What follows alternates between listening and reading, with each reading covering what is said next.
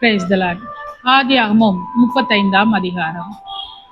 தேவன் யாக்கோபை நோக்கி, நீ எழுந்து பெத்தேலுக்கு போய் அங்கே குடியிருந்து, நீ உன் சகோதரனாகிய ஏசாவின் முகத்திற்கு விலகி ஓடி போகிற போது உனக்கு தரிசனமான தேவனுக்கு அங்கே ஒரு பலிபீடத்தை உண்டாக்கு என்றார்.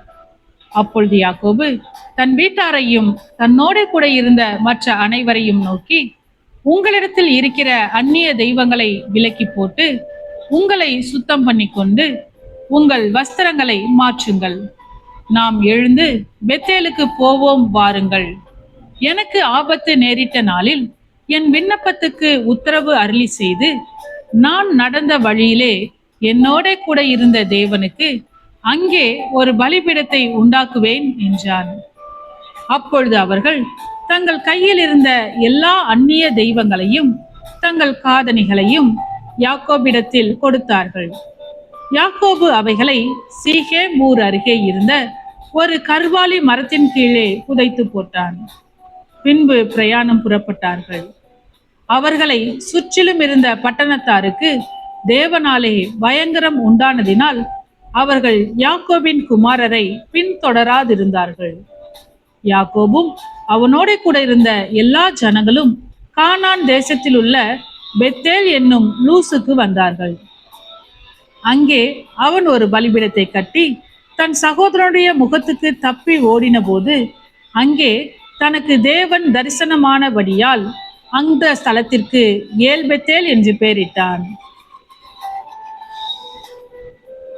ரெபேக்காலின் தாதியாகிய தெபோரால் மரித்து பெத்தேலுக்கு சமீபமாய் இருந்த ஒரு கர்வாலி மரத்தின் கீழ் அடக்கம் பண்ணப்பட்டாள். அதற்கு அல்லோன் பாகூத் என்னும் பேர் உண்டாயிற்று. யாக்கோபு பதான் அராமிலிருந்து வந்த பின்பு தேவன் அவனுக்கு மறுபடியும் தரிசனமாகி அவனை ஆசீர்வதித்து, இப்பொழுது உன் பேர் யாக்கோபு, இனி உன் பேர் யாக்கோபு என்னப்படாமல் இஸ்ரவேல் என்று உனக்கு பேர் வழங்கும் என்று சொல்லி அவனுக்கு இஸ்ரவேல் என்று பெயரிட்டார். பின்னும் தேவன் அவனை நோக்கி, நான் சர்வ வல்லமையுள்ள தேவன், நீ பலுகி பெருகுவாயாக. ஒரு ஜாதியும் பற்பல ஜாதிகளின் கூட்டங்களும் உன்னிடத்திலிருந்து உண்டாகும். ராஜாக்களும் உன் சந்ததியில் பிறப்பார்கள். நான் ஆபிரகாமுக்கும் ஈசாக்குக்கும் கொடுத்த தேசத்தை உனக்கு கொடுப்பேன். உனக்கு பின் உன் சந்ததிக்கும் இந்த தேசத்தை கொடுப்பேன் என்று சொல்லி தேவன் அவனோட பேசின ஸ்தலத்திலிருந்து அவனை விட்டு எழுந்தருளி போனார். அப்பொழுது யாக்கோபு தன்னோட அவர் பேசின ஸ்தலத்திலே ஒரு கற்றூனை நிறுத்தி அதன் மேல் பான பலியை ஊற்றி எண்ணெயையும் வார்த்தான். தேவன் தன்னோட பேசின அந்த ஸ்தலத்திற்கு யாக்கோபு பெத்தேல் என்று பெயரிட்டான். பின்பு பெத்தேலை விட்டு பிரயாணம் புறப்பட்டார்கள். எப்பிராத்தாவுக்கு வர இன்னும் கொஞ்ச தூரம் இருக்கும்போது ராகேல் பிள்ளை பெற்றாள். பிரசவத்தில் அவளுக்கு கடும் வேதனை உண்டாயிற்று. பிரசவிக்கும் போது அவளுக்கு கடும் வேதனையாய் இருக்கையில் மருத்துவச்சி அவளை பார்த்து, பயப்படாதே, இந்த முறையும் புத்திரனை பெறுவாய் என்றாள். மரண காலத்தில் அவள் ஆத்துமா பிரியும் போது அவள் அவனுக்கு பெனோனி என்று பெயரிட்டாள். அவன் தகப்பனோ அவனுக்கு பென்யமீன் என்று பெயரிட்டான். ராகேல் மரித்து பெத்லகேம் என்னும் எப்பிரத்தா ஊருக்கு போகிற வழியிலே அடக்கம் பண்ணப்பட்டாள். அவள் கல்லறையின் மேல் யாக்கோபு ஒரு தூணை நிறுத்தினான். அதுவே இந்நாள் வரைக்கும் இருக்கிற ராகேலுடைய கல்லறையின் தூண்.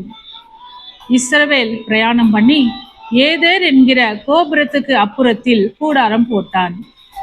இஸ்ரவேல் அந்த தேசத்தில் தங்கி குடியிருக்கும் போது ரூபன் போய் தன் தகப்பனுடைய மறுமனையாட்டியாகிய பில்காலோடை சயனித்தான். அதை இஸ்ரவேல் கேள்விப்பட்டான். யாக்கோபின் குமாரர் 12 பேர். யாக்கோபின் மூத்த மகனாகிய ரூபன், சிமியோன், லேவி, யூதா, இசக்கார், செபுலோன் என்பவர்கள் லேயால் பெற்ற குமாரர்.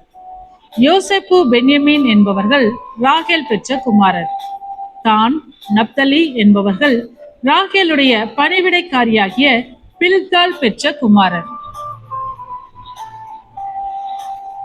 காத், ஆசேர் என்பவர்கள் லேயாலின் பணிவிடைக்காரியாகிய சில்பால் பெற்ற குமாரர்.